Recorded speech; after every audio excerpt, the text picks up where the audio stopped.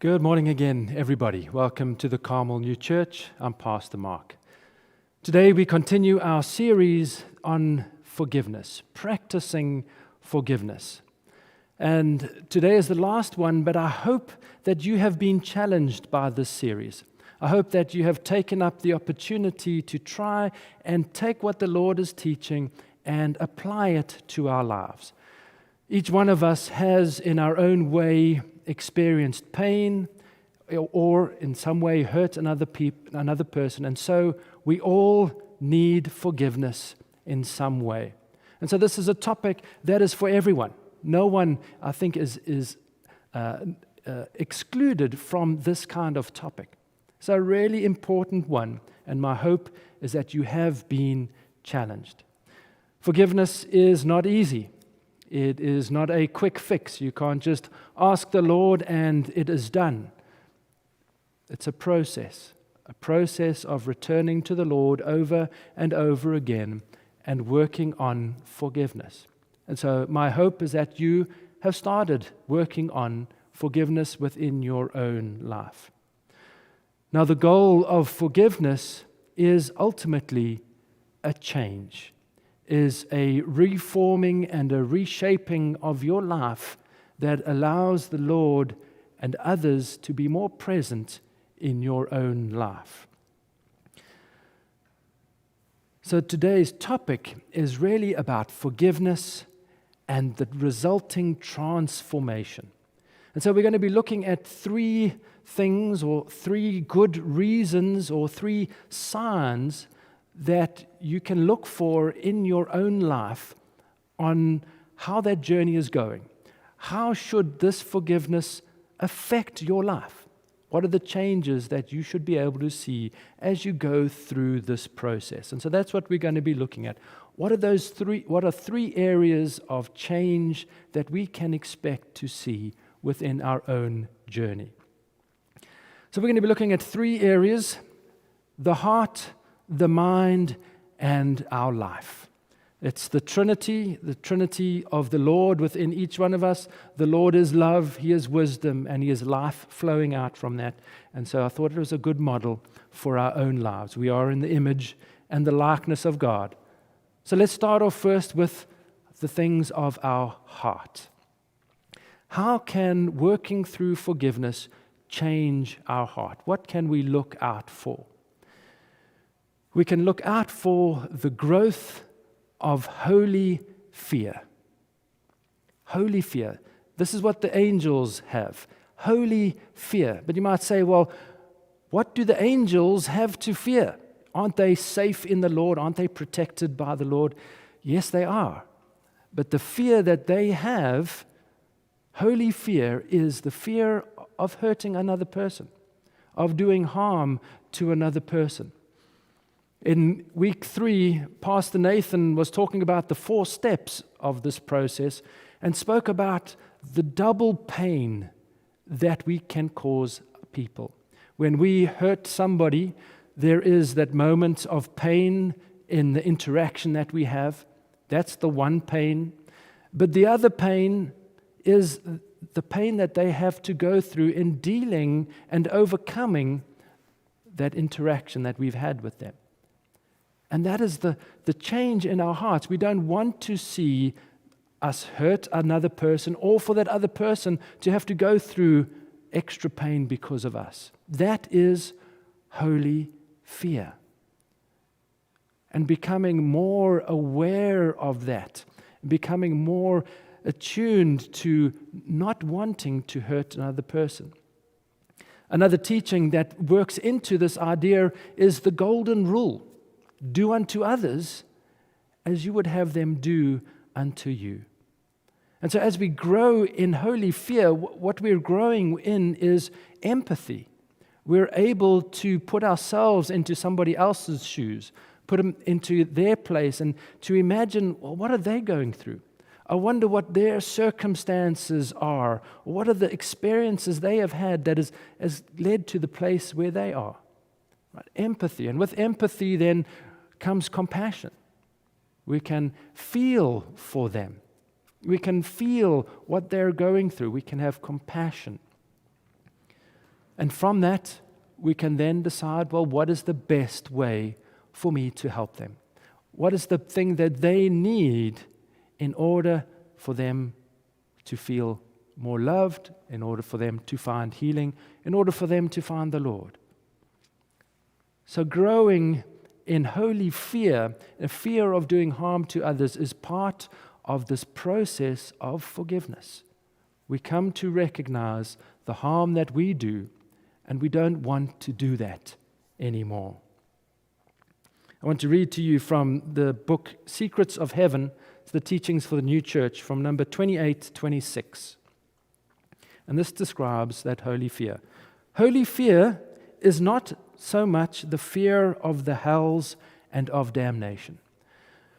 That fear of hell and damnation and punishment is that state of selfishness, is the state that we start off in our lives. But that's a state of pain. And the Lord is trying to remove us from that, remove us from our holding tight to our own damnation. We are holding tight onto our own punishment. And the Lord wants to free us from that. So holy fear is not the fear of damnation and punishment and the hells as it is of doing or thinking anything against the Lord and against the neighbor. I fear doing harm against the Lord and against my neighbor, and thus anything against the good of love and the truths of faith. So holy fear is a new love, a heavenly love that the Lord wants to give to each one of us, where we fear doing harm to what is good. We don't want to tear people down. We don't want to break them down. We want to lift them up. We want to support what is good and worthy in them. We want to support what is of the Lord in that person. We want to help them find what is heavenly. So going through this process of forgiveness helps us grow in this holy fear. Another important idea to add to that is that true worship is holy fear. To truly worship the Lord is not about this worship space. This is a place that we come to, we gather, but to truly worship the Lord is how we interact with another person. Do we lift them up or do we break them down? Do we try and love them where they're at, or do we try and judge them and point out their mistakes? So the Lord wants us to grow in this love because it is part of worshiping Him. Not wanting to hurt another person, but instead wanting what is right, what is good, wanting to give back life to that person. A new church idea that we hold on to very strongly is also the idea of useful service. And we tend to think that useful service is the activity that we do. But the useful service starts in us first.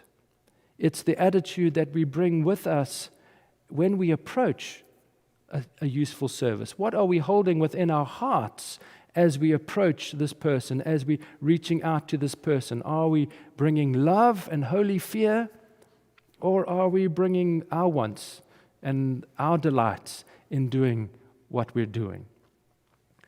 So a very important aspect of this growth in forgiveness is our spiritual growth around love and around worship to the Lord. To grow in forgiveness is to grow in love with the Lord, to grow in love with our neighbor. The second area is the area of our mind. The area of our mind. What can we expect when we grow in forgiveness? We get to see more clearly. We get to see more clearly. Things open up to us that we have never seen before. The experience of going through forgiveness, the actual hard work of going through forgiveness, is a powerful teacher.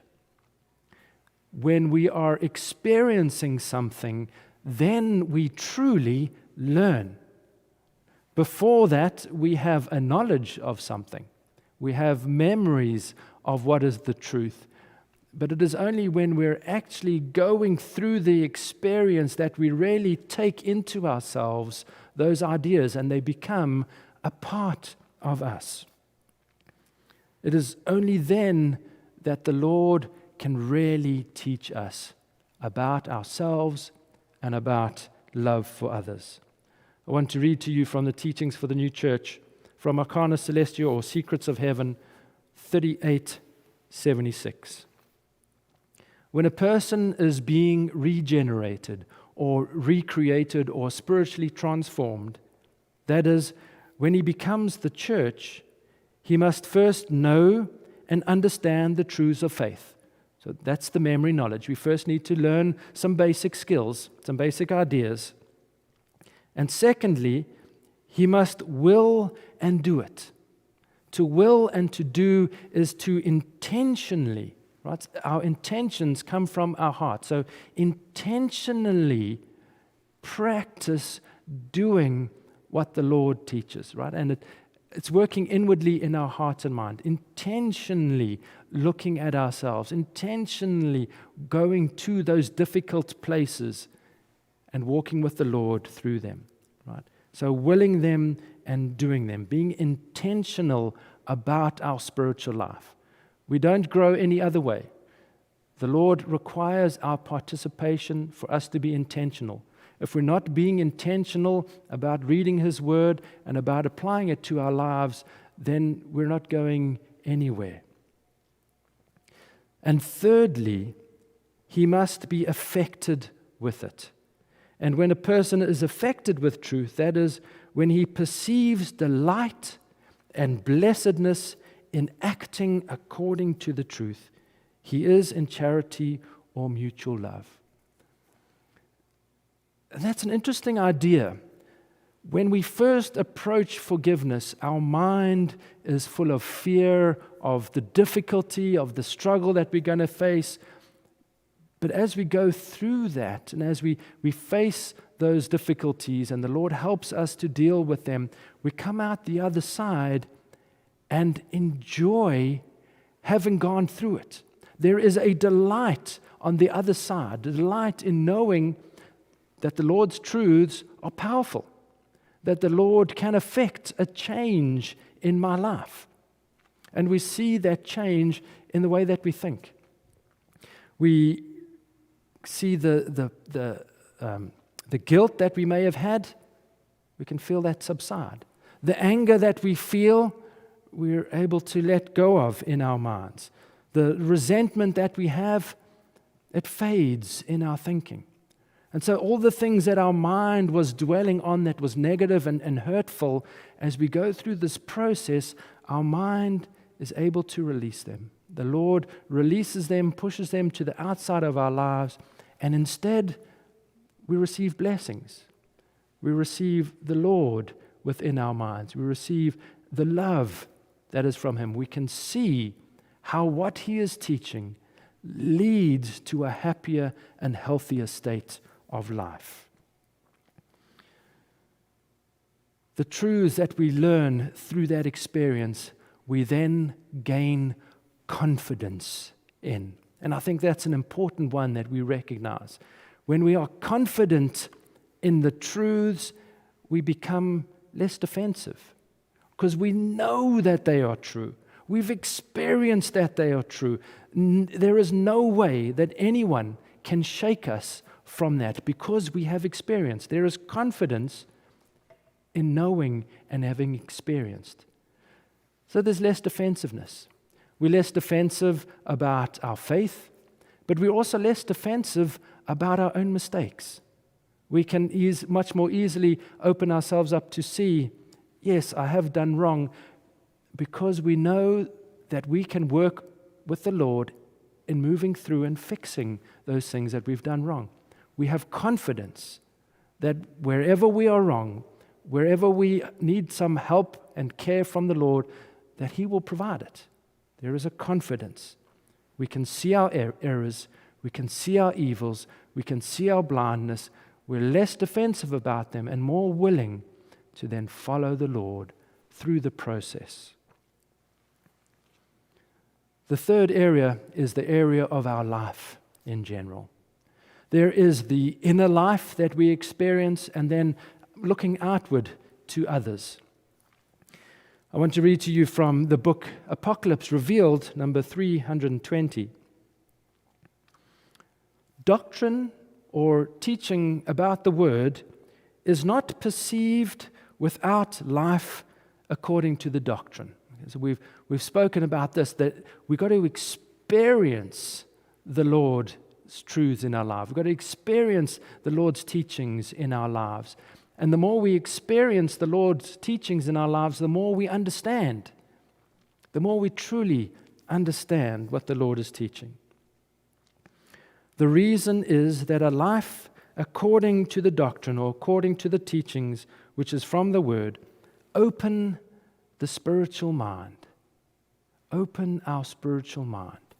Our spiritual mind is that part of us that is above everything else in our life.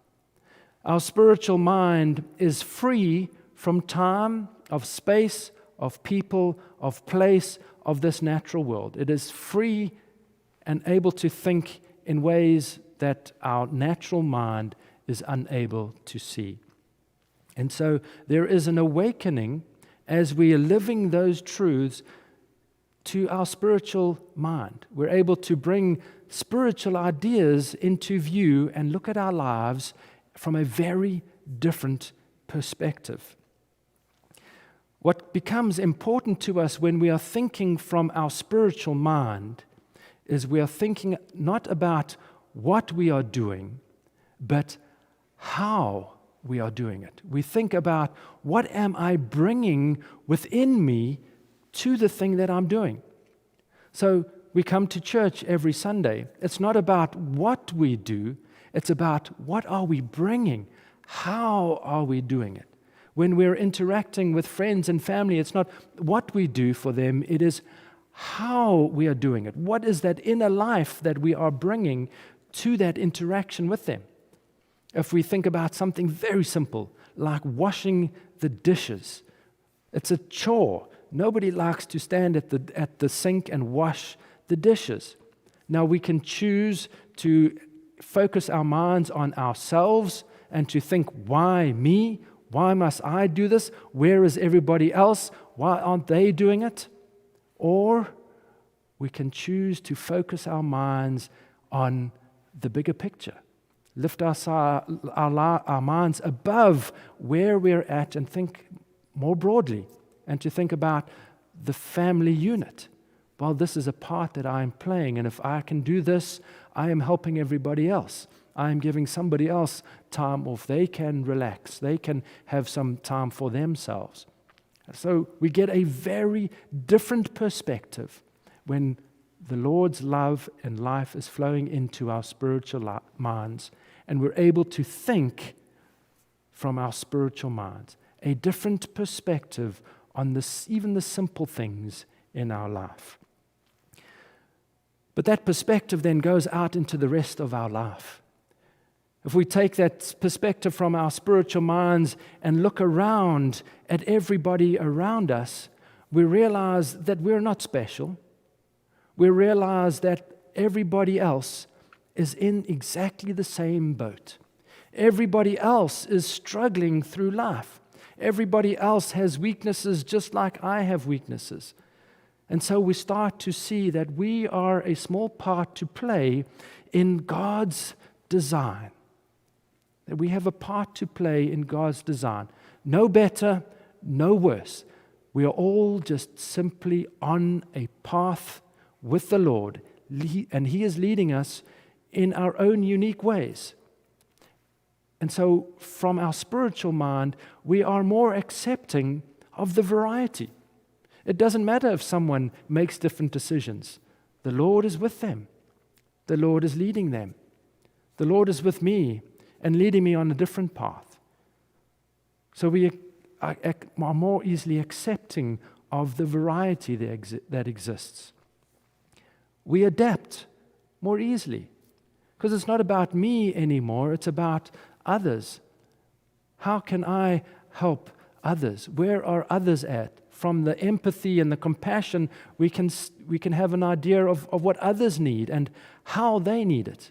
Not what I want to give to them, but what do they need and how can I adapt what I am doing for their need and for their benefit, not for my benefit.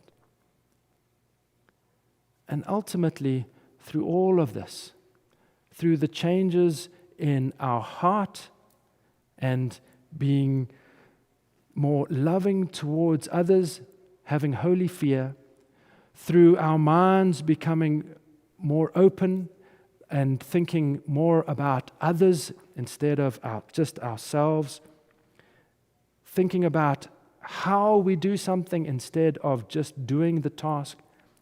Through all of these things, we come to trust in the Lord. That's where the Lord is trying to get us, to trust in Him, trust in His truths, trust in His way, that His way does lead to a good end. We often think from our place of selfishness that the path that the Lord is leading us on is a difficult one and a struggle and a constant burden. But that's right at the beginning. Once we start living the truths that the Lord teaches us, we get to see that the Lord is leading all things. We get to trust more in the Lord, that He is leading me through all the difficulties in my life, and that I can have confidence in Him and His Word. And so our minds are transformed, our hearts are transformed, our perspective on life is transformed. And so we move from trusting ourselves to trusting the Lord.